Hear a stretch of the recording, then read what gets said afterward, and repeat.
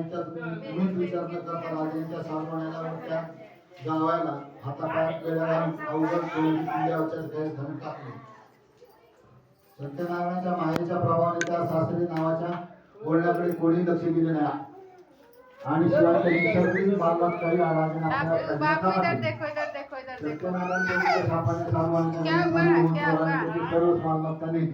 त्यामुळे अतिशय दुःखी कष्टी झाली.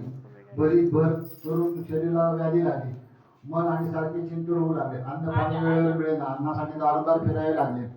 अशीच अवस्था तिच्या कलावती व लेकीची झाली. एके दिवशी कलावती हिंडत असता भोकेली होऊन एका ब्राह्मणाच्या घरी गेली. तेथे श्री सत्यनारायणाचे देवाचे पूजन चालले होते. तेथे ती थांबली. पूजा, कथा, श्रावण, तीर्थ आणि प्रसाद घेऊन ती घरी आली.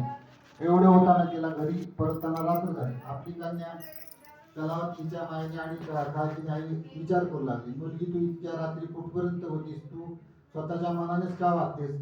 तुझ्या मनात आहे तरी काय? कन्या कलावती आईला म्हणाली, एका ब्राह्मणाच्या घरी मी गेले असता तेथे इच्छित फळ देणाऱ्या व्रताचे पूजन चालले होते. अशा प्रकारे